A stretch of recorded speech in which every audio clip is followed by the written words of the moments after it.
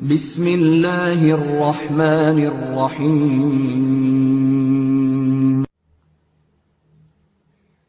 Bismillahirrahmanirrahim. Assalamu alaikum. Welcome back to PPSC and FPSC Math Center. We are solving PPSC test 2017 of lecture art mathematics.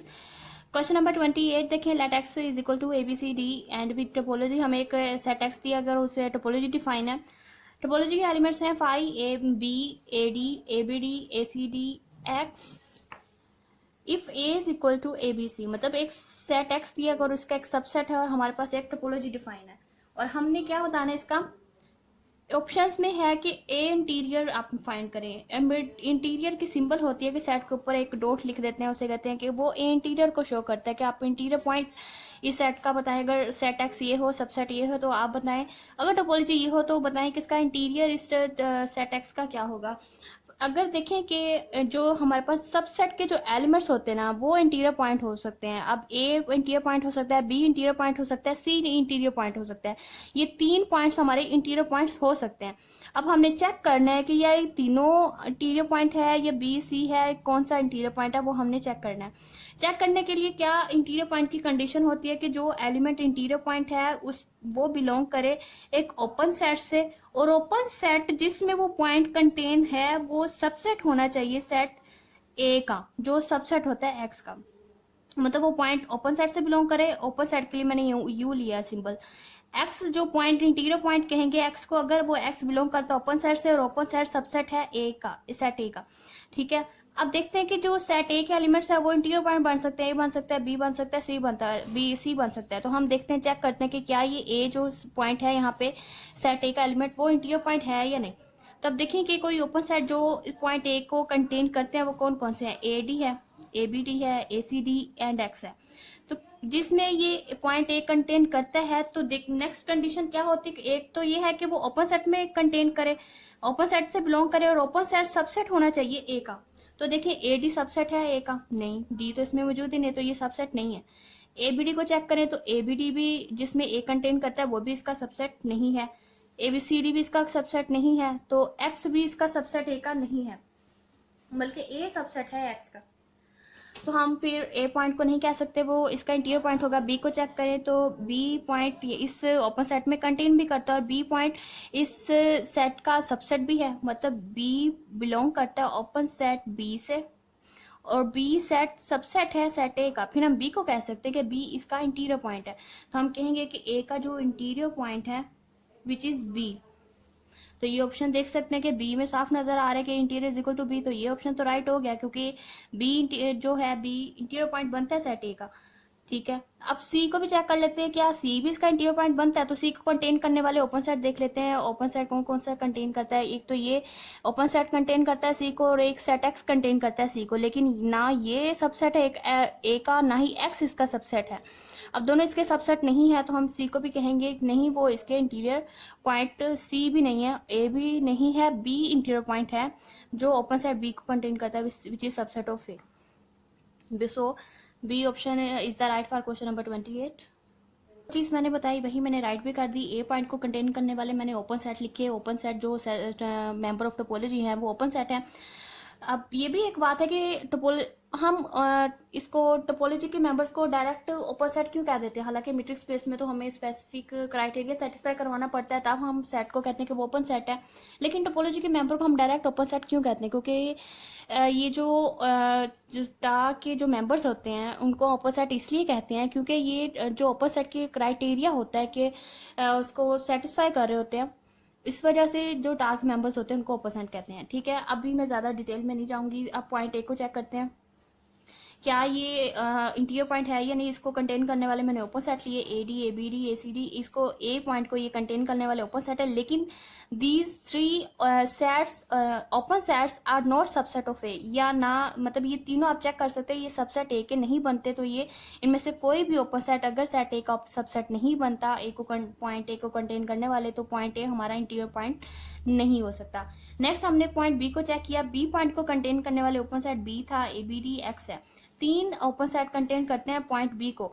लेकिन तीनों में से अब ये set B जो है ये पूरा सबसेट भी है ए का, और बी बिलोंग भी करता है इस ओपन सेट से. तो हम बी को कह सकते हैं कि B is the interior point of set A. फिर इसको हम कह देंगे लेकिन अगर सी पॉइंट को चेक करें तो सी पॉइंट को कंटेन करने वाले हमारे पास जो ओपन सेट है वो ए सी डी एंड एक्स, दो ही ओपन सेट है जो सी पॉइंट को कंटेन करते हैं, लेकिन ये दोनों सेट सबसेट नहीं है सेट ए का, तो फिर हम सी को भी नहीं कहेंगे कि वो इंटीरियर पॉइंट है। सिर्फ एक बी पॉइंट ऐसा है जो कि इंटीरियर पॉइंट है, तो हम फिर इसका बी ऑप्शन राइट है। Next A C none of this, B option is the right. Next question देखते हैं। ये क्वेश्चन मैंने टोपोलॉजी के क्वेश्चंस के साथ ही करवाना था, लेकिन उधर से मिस हो गया था, याद नहीं रहा, तो मतलब जब मैंने 26, 25, 6, 7 करवाया था तब उनके साथ ही करवाना था। चलिए अब हो गया। नेक्स्ट देखते हैं क्वेश्चन 29। क्वेश्चन नंबर 29 में देखें कि अ सीक्वेंस ऑफ पॉइंट्स की हमें एक सीक्वेंस दी गई है और वो भी मीट्रिक स्पेस में, is said to be the conversion to x belongs to x.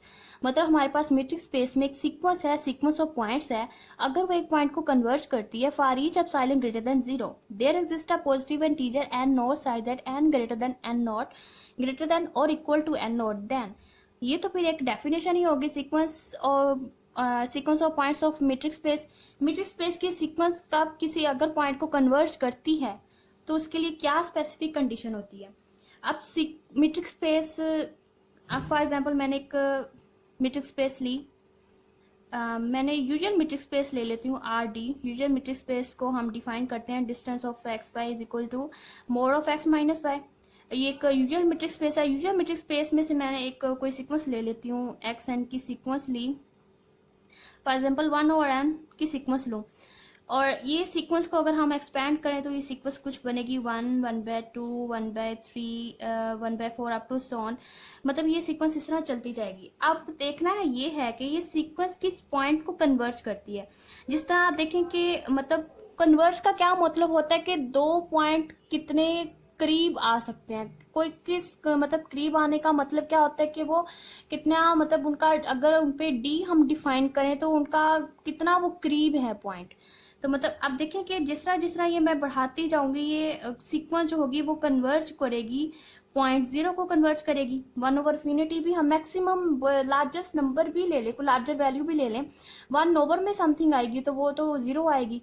मतलब ये सीक्वेंस जो होगी वो फिर 0 को अप्रोच करेगी। फिर हम इस तरह जो सीक्वेंस ऑफ पॉइंट्स को हम कहेंगे कि जो डी पे डिफाइन होगा, तो एक्स एन की अगर मैंने पॉइंट लिया, फॉर एग्जांपल वो कोई सी मैंने यहाँ 0 लिया, कोई जनरल मैं कोई सीक्वेंस लूँ, कोई भी सीक्वेंस हो सकती है। यहाँ तो मैंने कह दिया कि ये यूजुअल मीट्रिक स्पेस से एक सीक्वेंस ली 1/n की, कोई भी मैं यहाँ और ये पॉइंट 0 को अप्रोच कर रही है, मैं यहाँ कोई भी एक पॉइंट एक्स ले लूँ, फॉर एग्जाम्पल कोई सीक्वेंस अगर एक्स को अप्रोच कर रही है, उनका जो डिस्टेंस है वो should be less than equal to epsilon होना चाहिए। यहाँ एप्सिलॉन क्या है, स्मॉलेस्ट पॉजिटिव रियल नंबर है। ये एप्सिलॉन बिलोंग करता है सेट ऑफ रियल नंबर से, but it is positive. Smallest positive real number है, उसके लिए मतलब उनका डिस्टेंस जितना ज्यादा कम होगा उतने ही वो पॉइंट करीब होंगे। मतलब ये पॉइंट्स, ये एक्स एन क्या है, एक्स एन 1 हो सकता है, तो सीक्वेंस की टर्म्स को डिफाइन करता है। First term, second term, third term, n की वैल्यू आप पुट करते जाएं तो सीक्वेंस की टर्म्स आती जाएंगी। उन सीक्वेंस, हर सीक्वेंस की टर्म के लिए उस पॉइंट एक्स का डिस्टेंस जो है वो अगर लेस देन एप्सिलॉन बन रहा है तो वो जो पॉइंट्स मतलब वो जो पॉइंट होगा वो कन्वर्ज करेगा इस पॉइंट एक्स को। तो ये convergence sequence and metric space की ये डेफिनेशन है, और इसका जो distance should be less than epsilon होना चाहिए। तो देख सकते हैं यहाँ पे first option is the right है। फर्स्ट ऑप्शन में यही बात है कि D of x and x less should be less than epsilon, तो ये हमारा फर्स्ट ऑप्शन राइट है। नेक्स्ट क्या है, इक्वल टू एप्सिलॉन, इक्वल नहीं होना चाहिए, लेस देन एप्सिलॉन होना चाहिए।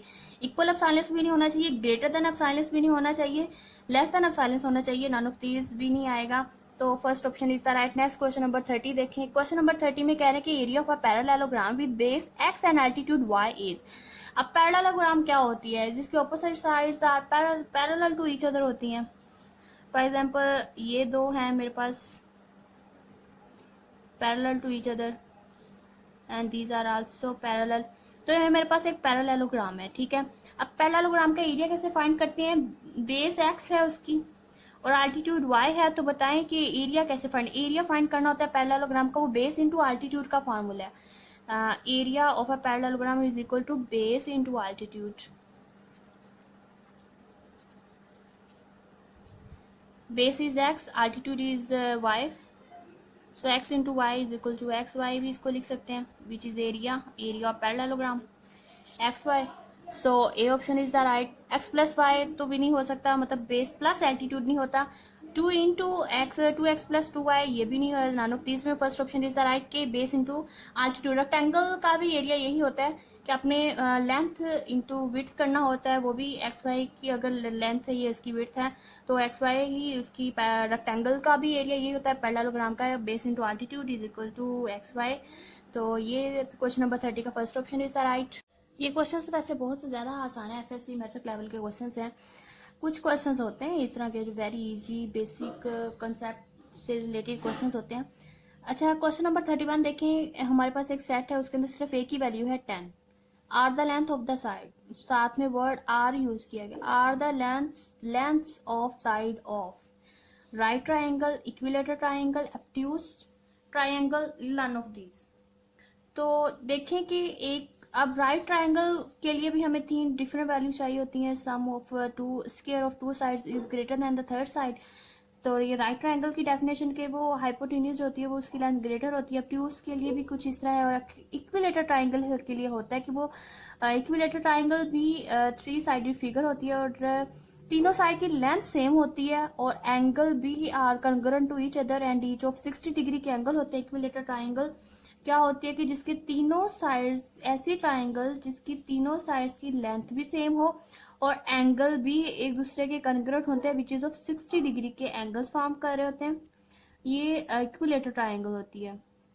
और अगर लेंथ सेम है, कुछ भी हो सकती है, 2 रख लें, 3 रख लें, 4, यहाँ 10 ली है, एक ही वैल्यू दी गई है are the length of the side. अगर फिर इसका मतलब फिर इक्विलेटर ट्राइंगल हो सकती है जिसकी तीनों साइड्स की लेंथ सेम होती है और एंगल भी कंग्रुएंट होते हैं, वो भी 60 होते हैं. तो इसका मतलब फिर यहाँ कह सकते हैं कि C B option is the right है. अगर हम ट्राइंगल कब बनती है? ट्राइंगल बनती है कि जब स्मॉलर साइज की जो लेंथ है प्लस करें मीडियम साइज की लेंथ को, वो ग्रेटर देन उसकी लार्जर लेंथ का अगर आए तो वो एक ट्राइंगल बनती है. मतलब 3 अगर डिफरेंट वैल्यूज दी गई हैं, फॉर एग्जांपल ये हमारी सबसे स्मॉलेस्ट वैल्यू है, मीडियम ये है, तो 3 + 4 ग्रेटर देन 6, 7 बनेगा, 7 ग्रेटर देन 6. मतलब ये फिर एक मेरी ट्राइंगल फॉर्म करती है. पहले सबसे पहले चेक करना, जो भी आपको वैल्यूज दी जाए आपने सबसे पहले चेक करना क्या ये ट्राइंगल फॉर्म करती भी है या नहीं. ट्राइंगल, ये जो मैंने चीज कहाँ से ली, ये एक थ्योरम है ट्राइंगल इनक्वालिटी थ्योरम. वो ये कहता है कि स्मॉल प्लस मतलब आप मीडियम की लेंथ जो ऐड करेंगे वो ग्रेटर देन लार्जर वैल्यू होगी. और ये जो ट्राइंगल इनक्वालिटी की जो थ्योरम की स्टेटमेंट है वो ये है कि sum of length of any 2 sides of a triangle are greater than the length of the third side. The sum of length of any 2 sides of a triangle are greater than the length of the third side. तो यही बात मैंने यहाँ की है.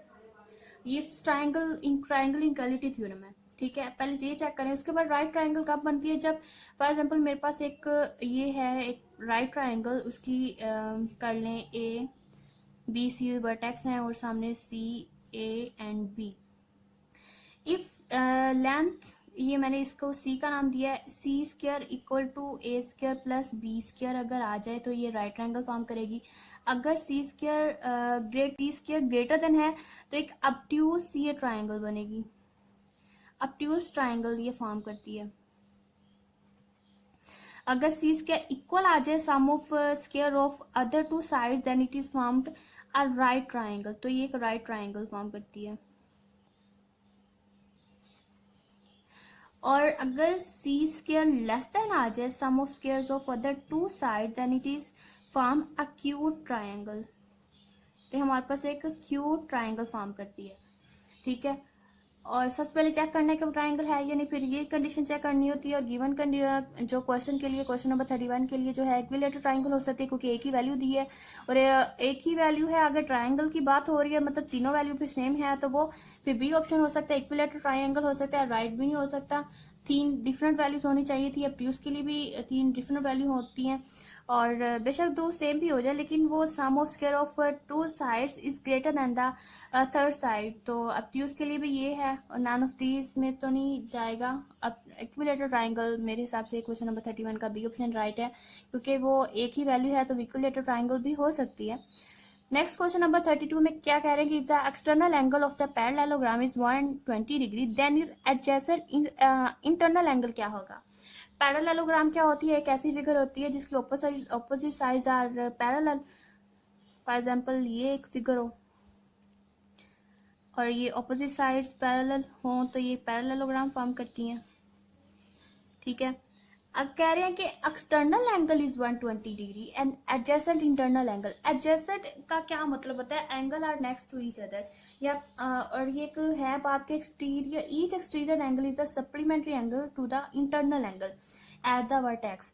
सो अगर external angle 120 degree है, supplementary angle तो उसको 180 डिग्री एंगल को कहते हैं। अगर एक्सटर्नल एंगल 120 डिग्री है और टोटल 180 होता है तो इंटरनल एंगल क्या होगा? ये हमने इतना इंटरनल एंगल बताना है। अगर external angle is supplementary angle to the internal, that's means 180 में से 120 माइनस करें which is equal to 60 degree. तो C option is the right. Next